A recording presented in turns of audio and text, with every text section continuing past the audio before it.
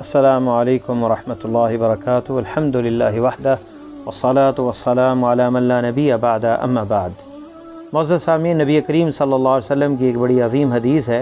عبداللہ ابن عمر رضی اللہ تعالیٰ عنہ راوی ہیں، اور آ کے کہتے ہیں کہ ایک آدمی انصاری آیا اور نبی علیہ السلام سے 2 سوال کیے انہوں نے، اور بڑے عظیم یہ سوال ہیں، اور ہر مومن کو ان کو اپنے سامنے رکھنا چاہیے کہ اپنا وہ شمار کرے کہ وہ خود کن لوگوں میں ہے۔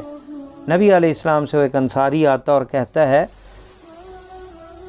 سوال پوچھتا ہے، یا رسول اللہ ای المومنین افضل، مومنوں میں سب سے افضل مومن کون ہے؟ فرمایا احسنہم خلقا، جس کا اخلاق سب سے اچھا ہے۔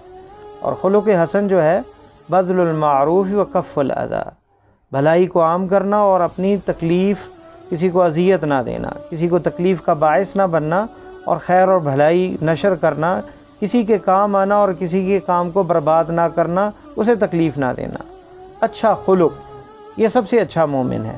دوسرا سوال جو ہے، فرمایا فَأَيُّ الْمُؤْمِنِينَ أَكْيَسُ، سب سے عقل مند مومنوں میں کون ہے؟ عقل مند کون ہے؟ فرمایا اکثرہم للموت ذکرا، جو موت کو زیادہ یاد کرتا ہے، اور وَأَحْسَنُهُمْ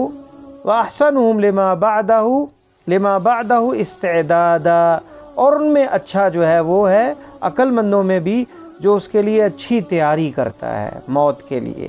اولئک الاکیاس، یہی عقل مند لوگ ہیں۔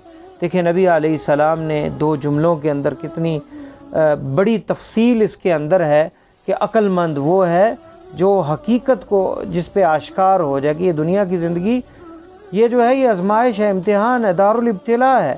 اس لیے عبداللہ ابن عمر کو بھی آپ کہا کرتے تھے رضی اللہ تعالی عنہما، ان کے کندھے پہ ہاتھ رکھ کے کہتے، کن فی الدنیا کأنک غریب او عابر سبیل، اے عبداللہ ابن عمر دنیا میں ایسے رہو جیسے مسافر ہو یا رستے میں گزرنے والا ہو۔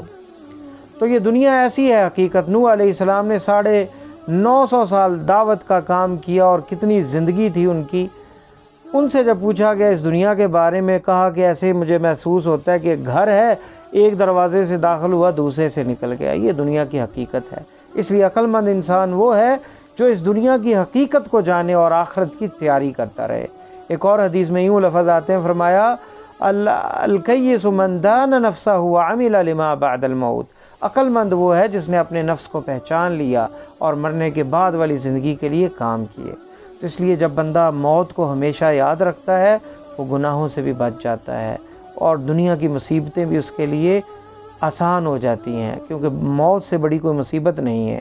تو دنیا کی مصائب بھی کم ہو جاتی ہیں، اور آخرت کی تیاری کے لیے بھی زیادہ بندہ استعداد دکھاتا ہے جو موت کو یاد رکھتا ہے۔ اس لیے نبی علیہ السلام نے ایک حدیث میں یوں فرمایا، اور آپ نے فرمایا کہ میں نے کنت نہیتکم عن زیارت القبور فزوروها فانها تذکرکم الاخرہ، قبروں کی زیارت سے جانے سے روکا تھا میں نے، اب جایا کرو قبرستان، یہ تمہیں موت یاد کرواتی ہیں۔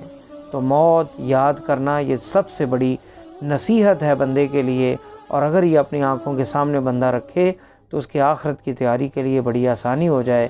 اللہ سے دعا ہے کہ اللہ ہمیں قرآن و سنت پر عمل کرنے کی توفیق عطا فرمائے۔